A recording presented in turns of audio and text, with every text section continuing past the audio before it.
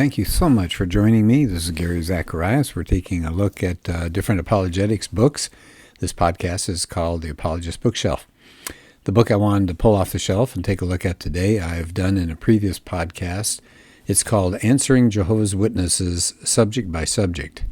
And what I like about this, it's a little different. You look up, if you have a Jehovah's Witness friend who mentions a particular concept or a particular person or whatever, you can turn to it immediately because it's laid out alphabetically by things like false prophets, faithful and discreet slave, deity, death, cult charges, what's the cross. I'm going backwards, you can tell. But it's all laid out chronologically. Christmas, right? They have a section on Christmas. Child custody, censorship, being born again. What does that mean? What about blood transfusions? So I like the approach to this. You can go immediately zero in on one aspect of the Jehovah's Witness faith, the subject that they bring up to you, or that you want to bring up with them. So I thought maybe I would just kind of go in the middle of the book here because this is crucial. When you're talking to somebody who's got a different belief, we can certainly ask the question, well, why should I believe you? Why should I believe your perspective? And not saying it in a mean way or a snotty way, but just saying, what's your authority? I've been doing that with somebody I've been talking to for some time, and I want to know why he believes what he believes. Where's he getting his information? And I feel very confident. I feel like I'm getting mine from the Bible. Well, so here we are in the middle of the book here. It's called God's Organization. That's this little chapter. And it says the belief that the Watchtower Bible and Tract Society is God's organization on earth. That's the most important doctrine of the Jehovah's Witnesses. The Watchtower. That's how you get saved. Followers will accept other doctrines of the Jehovah's Witnesses not because of the biblical arguments. They won't study their Bible and say, okay, that makes sense, or no, that doesn't make sense. But they believe it and they will trust it because the organization says it's true.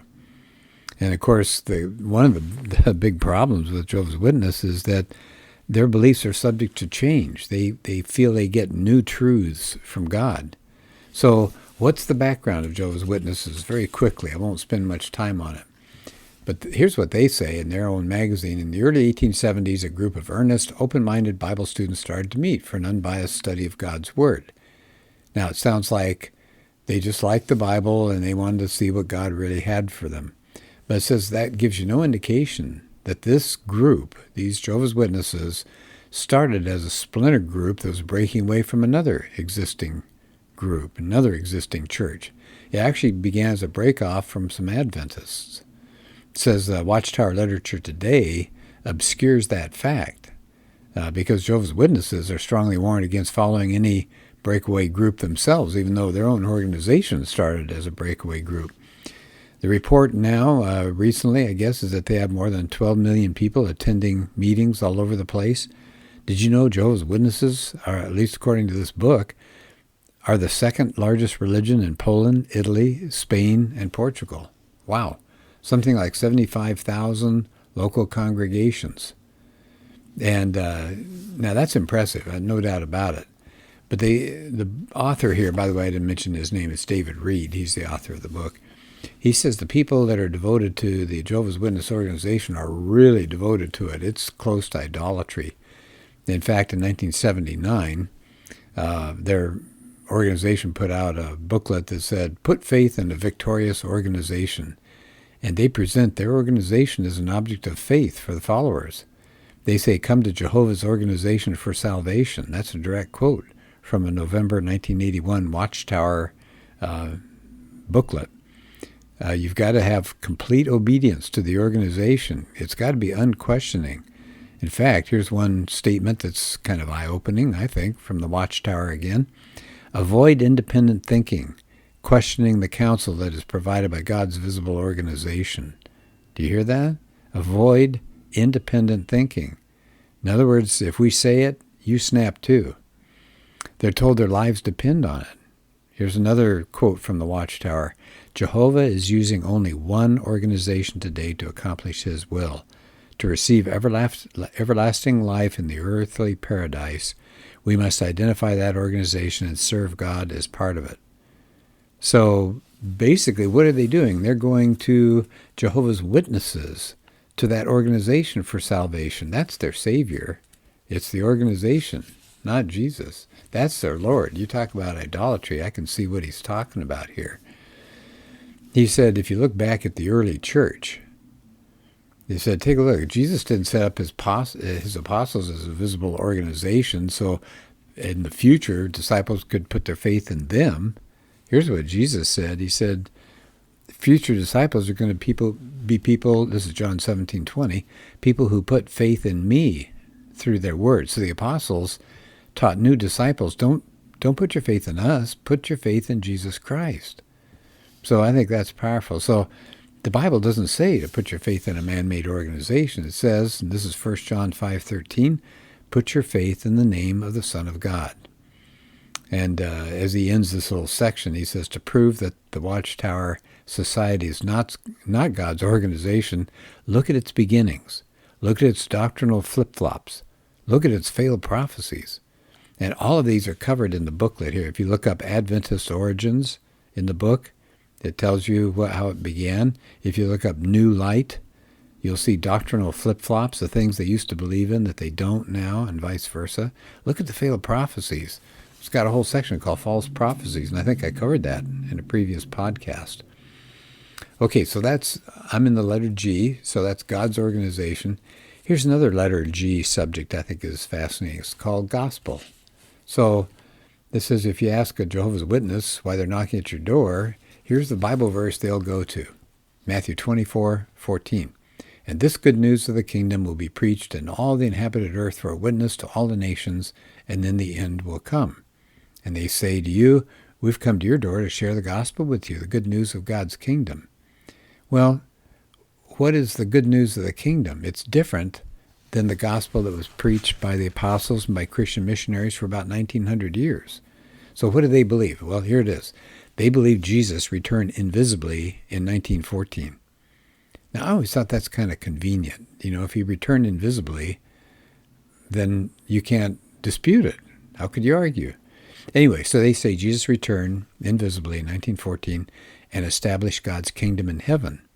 And what's his agency on earth? Are you surprised? It's the Watchtower Society. So that's the good news that they preach, that Christ has already returned invisibly.